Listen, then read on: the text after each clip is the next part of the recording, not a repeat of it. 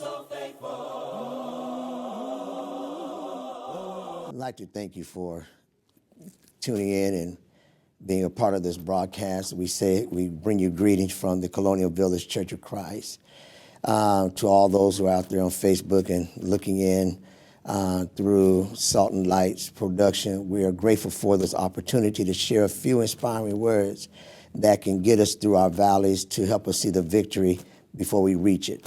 And today there are many people who need to understand what's taking place, why is it taking place, but beyond our understanding of why things are taking place, we have a God who looks over us. And I want to share with you one of my favorite passages of scriptures that get me through dark days, dark times, that get me through difficult moments, that even get me through my mental valleys, to know that God is still in control.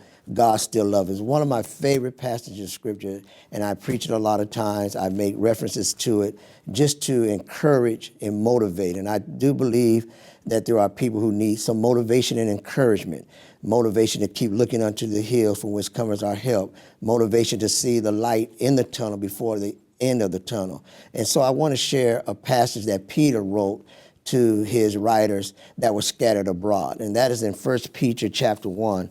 I'm just going to read a couple verses, verses 4 through 7.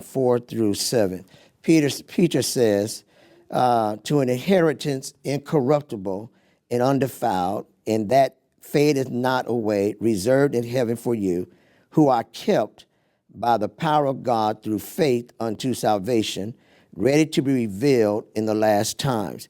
Wherein ye greatly rejoice, though now for a season, if need be, you are in heaviness through manifold temptation, that the trial of your faith, being much more precious than of gold, that perishes, though it be tried with fire, might be found unto praise and honor and glory at the appearing of Jesus Christ.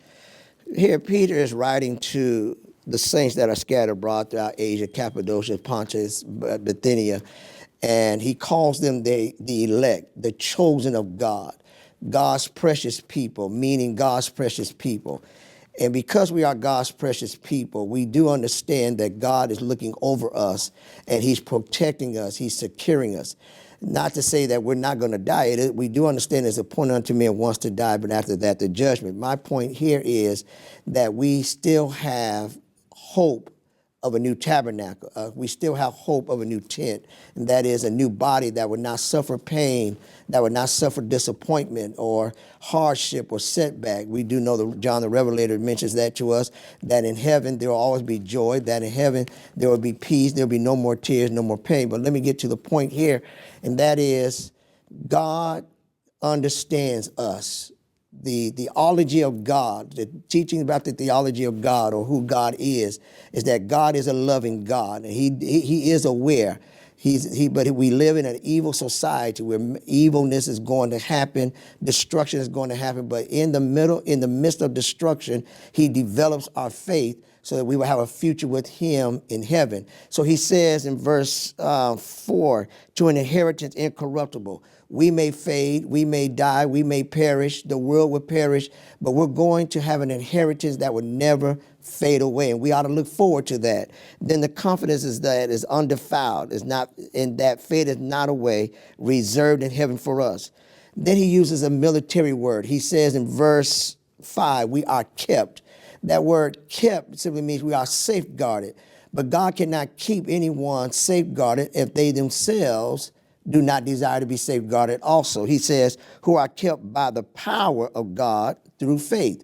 God would do his part. We had to do our part, and that is faith. So let's talk about faith. Many arguments throughout our brotherhood and throughout people is that, well, one is not faithful if they don't come to the building. One is not faithful, they're not this. But in the sense of faith, he's saying, do you still rely on God in the midst of your sickness? Do you still rely on God when you don't have a job? Do you really rely on God when your loved one's about to die? Or you may have experienced a loved one to the coronavirus. Do you still rely on God and trust him and knowing that God is still in control? He says you got to rely unto him unto salvation, ready to be revealed in the last time. Then in verse 6, he said, wherein we greatly rejoice, not because of our predicaments, per se, but because of the promises beyond our predicament. What is our predicament?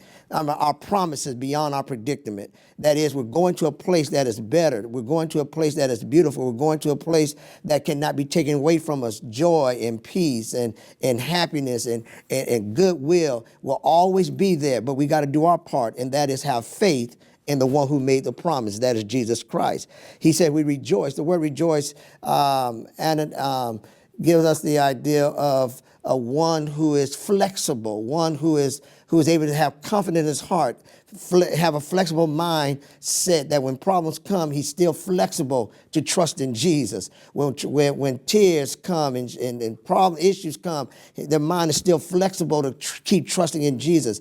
Agilios is what he is talking about, having the ability to have agility to know that you're special in the midst of aggravating circumstances. Then in closing, he mentions the word now. Though now, he's simply saying, though now, in this present time, in this present lockdown, in this present limitation of not able to come to the building, but now we're doing things through Zoom and technology. Though now, he is simply saying you're being disciplined.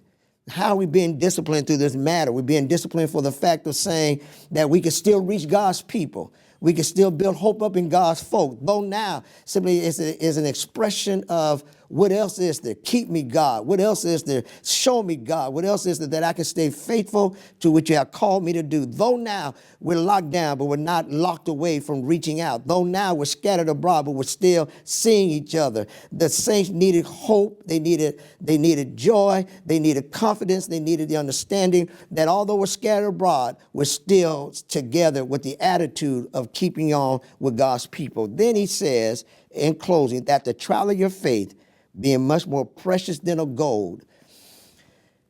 That is, God is taking away the dross to show the glory. He's taking away the dirt to show divinity. He's taking away the murk to show his mercy. He's taking away the guilt to show his grace. That we are gold in the eyes of God. How could this situation that we're dealing with as brothers and sisters throughout our brotherhood be considered gold? I'm glad the question is there because it's gold.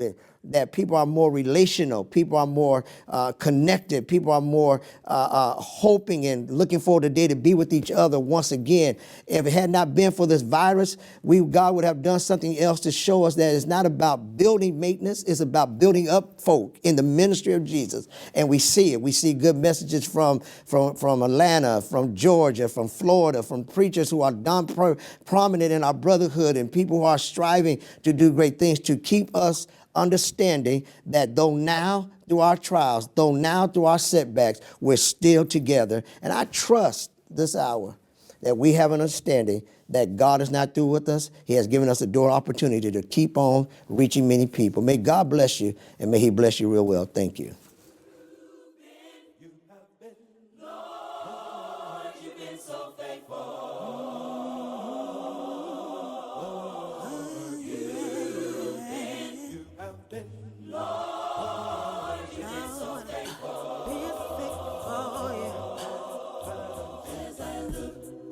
I look back over my life, yeah, I can see how your love has guided me. Even though I've done my wrong, you never left me alone.